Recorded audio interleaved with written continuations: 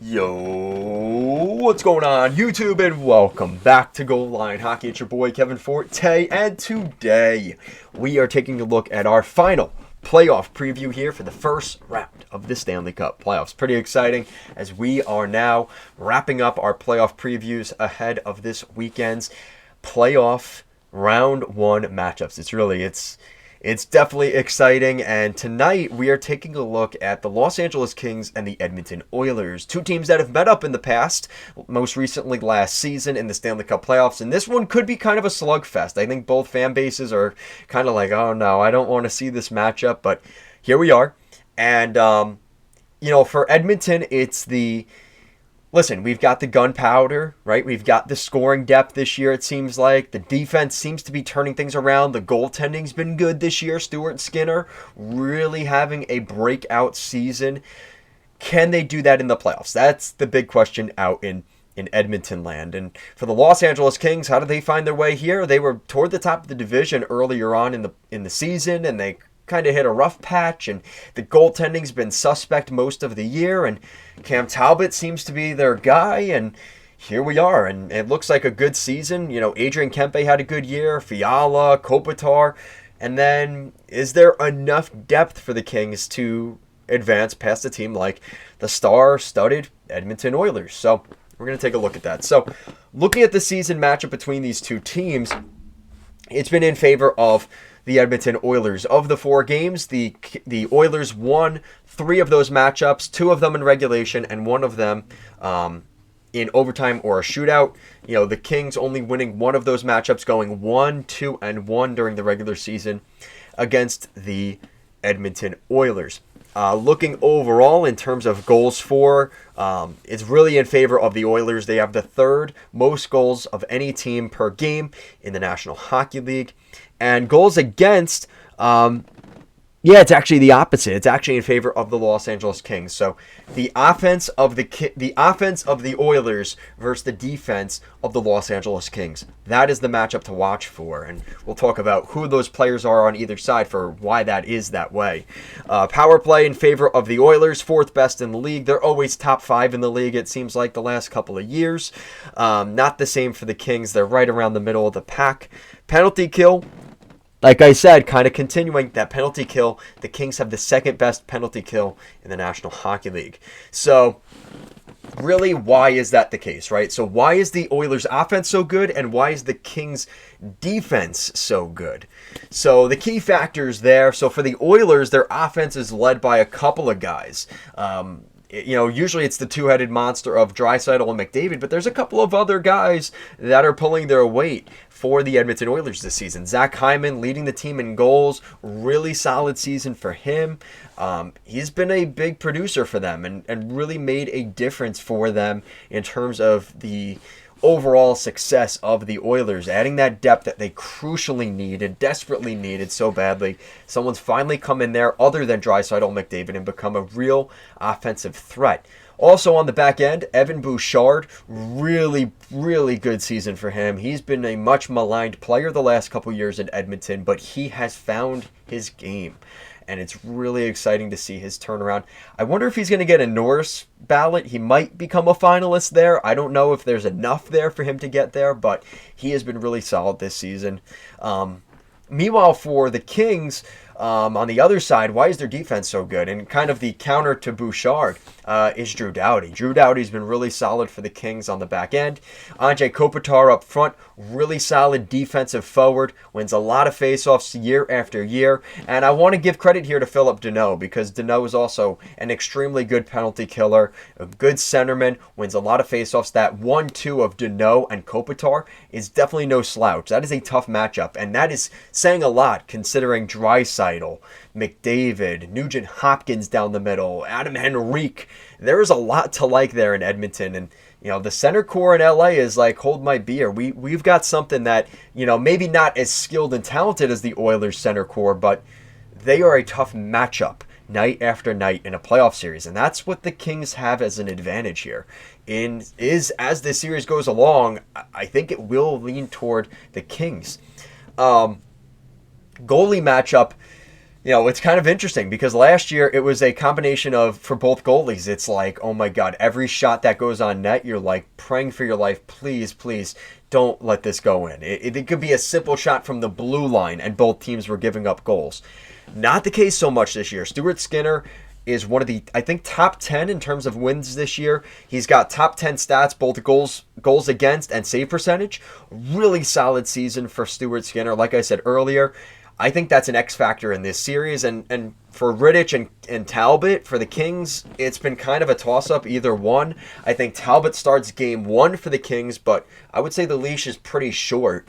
And Rittich could potentially be starting a game in this series, just depending on how things go. If the Oilers break the doors open in game 1 or 2 with 5 or 7 goals in one of those games, I don't necessarily expect that.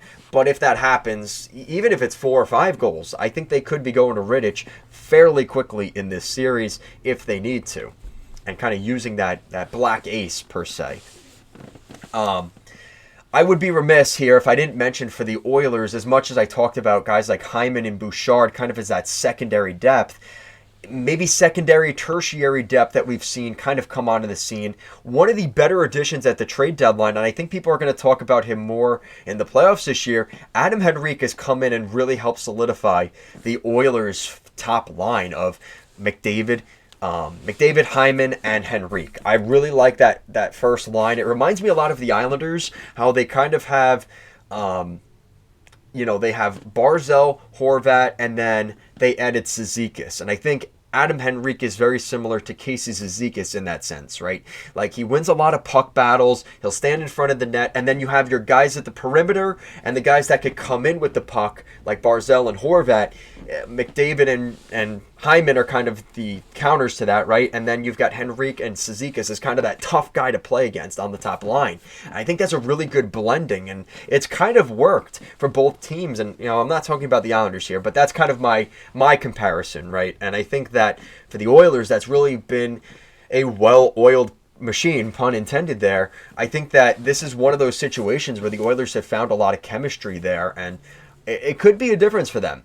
And like I said, I also would be remiss if I didn't mention Dylan Holloway, who now has 9 goals to end the regular season, and a lot of those coming down the stretch for the Oilers. So I really like what I've seen from him, and I think he's another guy that, if the Oilers want to go on a run this year, they're going to need him to produce and be an X factor alongside Henrique and Hyman and Bouchard. I think you know what you're going to get from Draisaitl and McDavid. It's more so, can the depth do their job? That is the difference alongside Skinner in between the pipes for the Oilers. And also, like I said, I think another really key factor for the Oilers is Ekholm on the back end. He's got one of the best plus-minuses in the league this year, and I expect that to continue this year.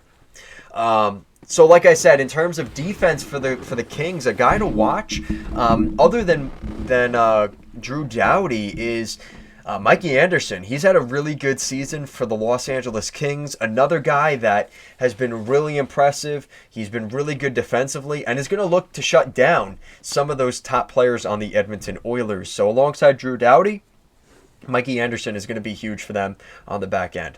So now that kind of leads me to, my predictions for this series. This is a tough series, and I think that people are not, if you don't give enough credit to the Los Angeles Kings here, I know they struggled down the stretch. They haven't been playing their best hockey over the last 2 weeks going into the season, but, neither of the Oilers. And the Oilers are in a different situation. I'm kind of discounting that final game of the season against the Avalanche because they sat basically their starting lineup, right, their top line to start a game.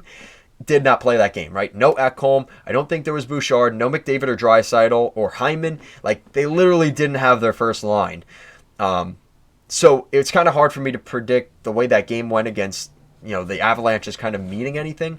But I think that looking at the Kings, you have to respect the Kings in terms of guys like Kopitar, Deneau, Kempe, Anderson.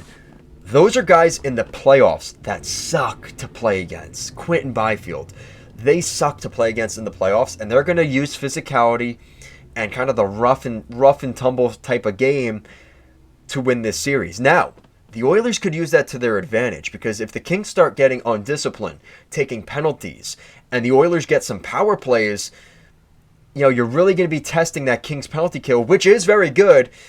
But against a power play against the Oilers, maybe that lethal power play. Let's say the Oilers are scoring power play goals. Let's say they get 2 or 3 power play goals in the first 2 games of this series, that might deter the Kings a little bit from being physical and maybe avoiding penalties. That could be all the Oilers need as fuel to kind of maybe win this series in 4, 5, maybe 6 games. But if the Kings hang around, 5-on-5 hockey, going to overtime, creating just a lot of chaos in front of Stuart Skinner and really kind of testing the fortitude of that Oilers defense, this is going to go to 7 games and really be an interesting series. And we've seen the Kings do it before. They were able to beat the Oilers in the past by doing that rough stuff and really making it a tough series. I'm not discounting that in this series, and I think it is going to be one of those series that could go to 7 games, but I think the Oilers just have the team to get it done. I think, like I said, if the Kings were coming into this series really hot, they don't really have this season matchup against the Oilers, and to be honest, I think the special teams could play a factor if the Kings are deterred from taking penalties and deterring from the physicality because they're afraid to kind of give the Oilers power plays. And like I said, Stuart Skinner's been good this year. I think that could follow up in the playoffs. I'm going to go with the Oilers winning this series in 7 games. I think it's going to be a tight series, but like I said, I think the Oilers will have enough to get the series done. So that's going to do it for today's video, guys. If you're interested in checking out our bracket challenge, the link to that will be in the description down below. Just click that URL and you could join our league, Goal Line Hockey, for our bracket challenge here in the 2024 Stanley Cup playoffs. I'm really excited for that, guys. Hopefully you liked this video. Make sure to like, comment, share, and subscribe. Check out the rest of our playoff previews for the first round, and stay tuned for the second round. We will be doing playoff previews for the second round as well. Guys, thank you so much for watching this video. I'll see you again next time. Peace out, guys.